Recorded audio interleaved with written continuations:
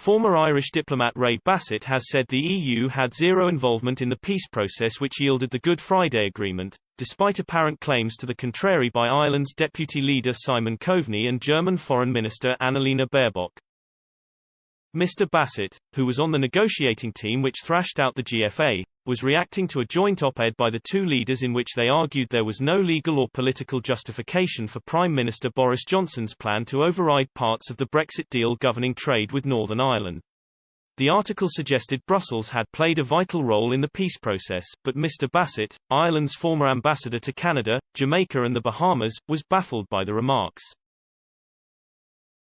Questioning why Ms. Baerbock was getting involved in the ongoing row, he told Express.co.uk, "The article is a curious piece as I am not sure what role Germany is playing here. Germany did not currently hold the rotating presidency of the EU, nor had it been involved in thrashing out the landmark 1998 deal, which brought an end to the Troubles," Mr. Bassett explained.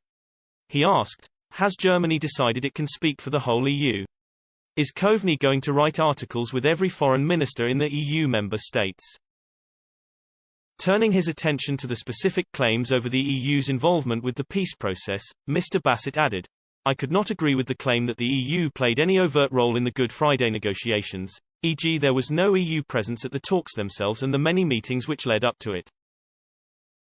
There has been some retrospective rewriting of history, especially by those who had no direct involvement in the process.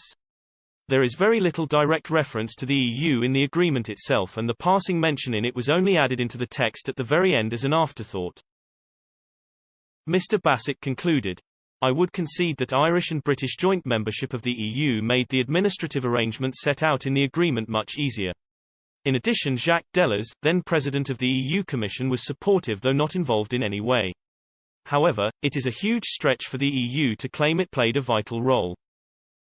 Mr. Coveney and Ms. Baerbock joined forces in a comment piece penned for The Observer in response to UK legislation that would unilaterally change customs arrangements between Britain and Northern Ireland, effectively overriding parts of the Northern Ireland Protocol, the mechanism aimed at preventing a hard border on the island of Ireland. The UK claims the changes are necessary to ease what it sees as overly burdensome requirements designed to prevent goods from flowing into EU member Ireland via the British province of Northern Ireland.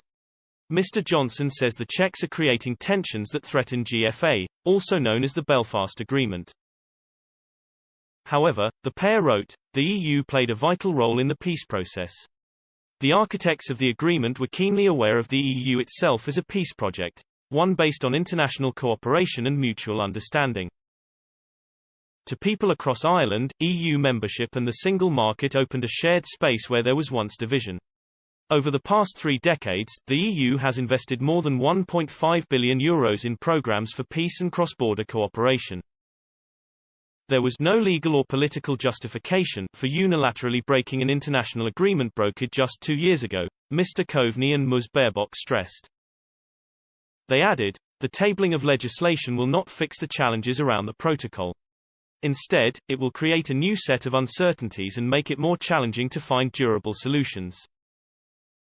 We know and understand that the people of Northern Ireland want certainty, stability and predictability, for their future and the future of their children. We saw this in the recent Assembly elections, where 52 of the 90 MLAs elected are supportive of the protocol. That is why the EU stands by the protocol and why its proposals remain on the table. We are open to being flexible and creative because we believe the protocol can work to the benefit of all in Northern Ireland." Mr. Johnson's government insists its preference remains to find a negotiated solution with the EU, but that Brussels needs to be more flexible to make that possible. The EU says it has put forward a range of possible solutions. The legislation, known as the Northern Ireland Protocol Bill, passed its first parliamentary hurdle last week. However, it is expected to face stiffer tests before it becomes law, with many parliamentarians opposed to breaking a treaty obligation.